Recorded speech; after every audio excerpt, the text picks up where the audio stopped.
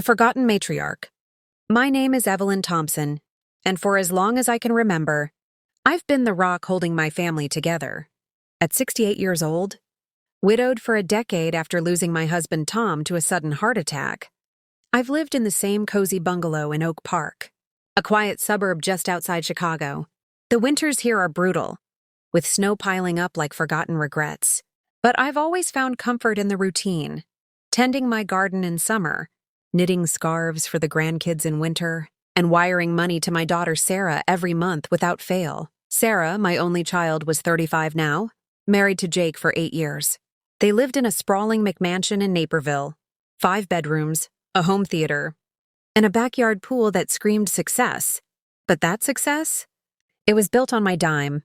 Ever since Tom passed, leaving me with a decent pension from his years at the steel mill and our savings, I'd been their safety net. It started small, helping with the down payment on their house because the market's tough. Mom? Then it snowballed. Their mortgage? $2,500 a month, straight from my account. Private school for little Emma and Noah? $15,000 a year per kid. And don't get me started on the annual Florida vacations, Disney World, beach resorts, the works. I'd foot the bill for flights, hotels, even the overpriced mouse ears. All while telling myself it was for the grandkids. Why do you do it, Evelyn? My sister Margaret would ask during our weekly calls from her condo in Florida. They're adults. Let them stand on their own 2 feet. But I couldn't. Sarah was my baby girl, the one I'd raised alone after Tom's death, juggling 2 jobs as a school secretary and a part-time cashier. Jake was a decent guy, a salesman for some tech firm, but his commissions were feast or famine. They'd hit rough patches, layoffs, medical bills for Emma's asthma, that time their SUV needed a new transmission. Each time I'd swoop in. Family takes care of family, I'd say, echoing Tom's old mantra. Over the years, I'd tallied it up in my head, close to $150,000. But who was counting? It made me feel needed, vital. Without it, what was I?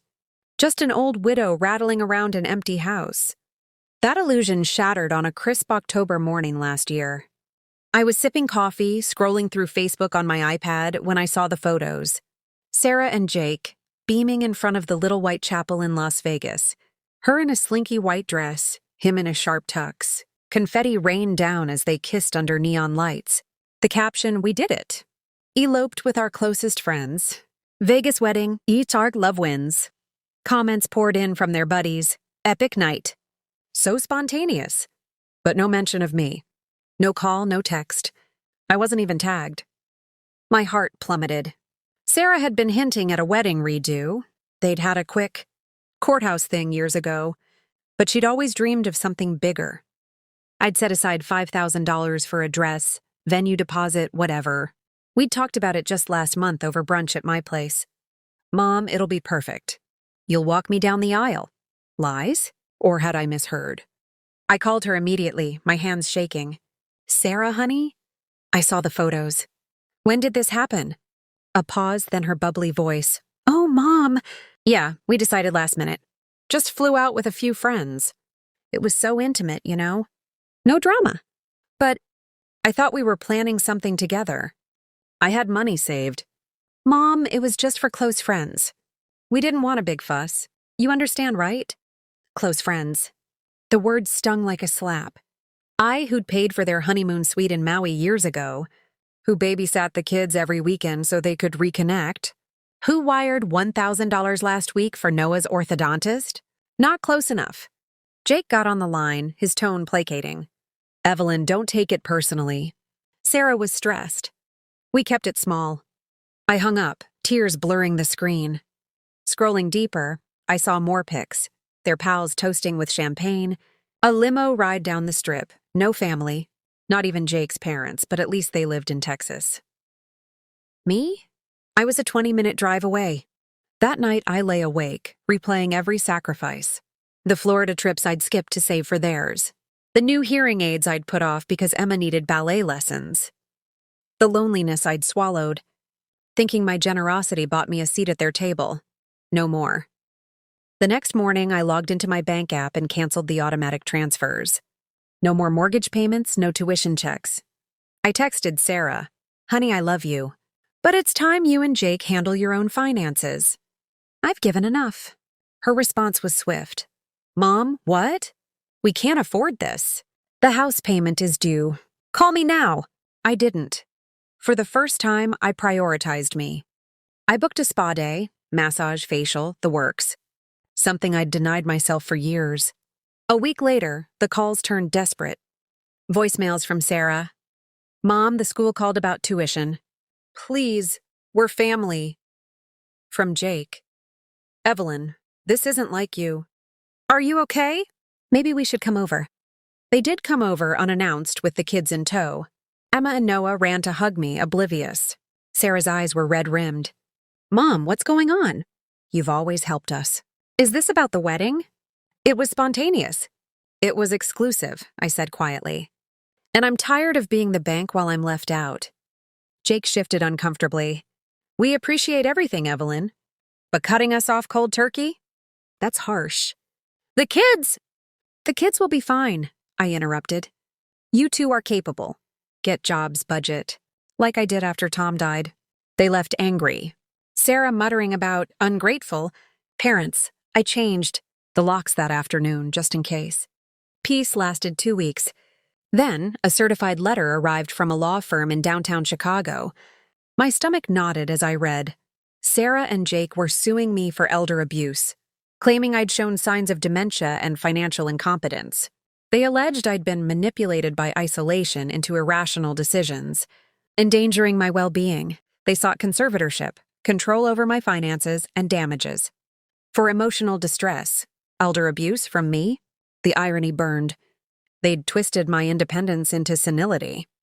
Attached were evidence, bank statements showing my erratic cancellations, a doctor's note from a clinic I'd never visited claiming I'd missed appointments, forged, and affidavits from neighbors saying I'd become reclusive.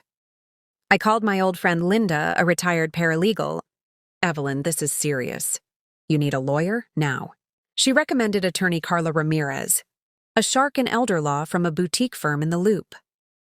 Carla was in her 50s, sharp as a tack, with a no-nonsense bob and eyes that missed nothing. We met at her office overlooking Millennium Park. "This is textbook financial exploitation flipped on its head," Carla said, scanning the papers. "They're projecting their abuse onto you. We'll countersue for emotional distress and fraud. But first, prove your competence." We started with a full medical eval. My doctor, who'd known me for 20 years, certified me fit as a fiddle, no dementia, sharp memory, independent living. Next, financial records. I pulled every transfer, every check totaling $150,347 over 8 years. Carla whistled. "That's a small fortune. We'll show motive." Discovery uncovered the forgeries. The doctor's note? From a walk-in clinic Jake had visited for a sprain. His signature on the intake form matched the doctor's scrawl. A handwriting expert confirmed it. The neighbor affidavits? One was from their pool guy who barely knew me. Another from Sarah's book club friend. Paid $500 via Venmo. We subpoenaed the records. As prep dragged on, Sarah escalated. Text, "Mom, drop this. We're worried about you." Calls from unknown numbers. Once they showed up with a social worker, claiming a welfare check. I let them in, served tea, and calmly explained. The worker left unconvinced of any issue. The trial was in Cook County Court, a gray monolith in the city. Judge Harlan, a stern man with wire-rimmed glasses, presided. Sarah's lawyer, a slick guy named Barton, painted me as frail. "Mrs. Thompson, once a loving grandmother, has deteriorated. Her sudden financial cutoff endangers her family and herself." It's the forgery proof. On the stand, I spoke steadily. "Your Honor, I've supported them for years out of love. But love isn't a blank check. Excluding me from their wedding woke me up. This lawsuit? It's greed, not concern." Sarah testified tearfully. "Mom's changed. She's paranoid, hoarding money." Cross-exam. Carla held up the forged note. "Did you know about this?" Sarah stammered. Jake handled the paperwork. Jake crumbled under questioning, admitting the forgeries were a mistake. The judge ruled swiftly. Lawsuit dismissed. No conservatorship, He awarded me costs plus $10,000 in damages. "This court won't reward exploitation," he said. Outside, Sarah approached, eyes downcast. "Mom, can we talk?" "Not now," I said. "Maybe someday without strings." With my savings intact, minus legal fees, I started fresh. I sold the bungalow, bought a condo in Lincoln Park with a view of Lake Michigan. The rest? I founded the Thompson Senior Center in Oak Park, a hub for elders facing family exploitation, workshops on financial literacy, support groups, legal aid clinics. My first event drew 50 seniors sharing stories like mine. Now, a year later, I volunteer there daily. The grandkids visit sometimes, supervised, no money talk. Sarah and Jake? They downsized, got steady jobs. Adversity built character like it did for me. I've learned, family isn't about blood or bucks. It's respect.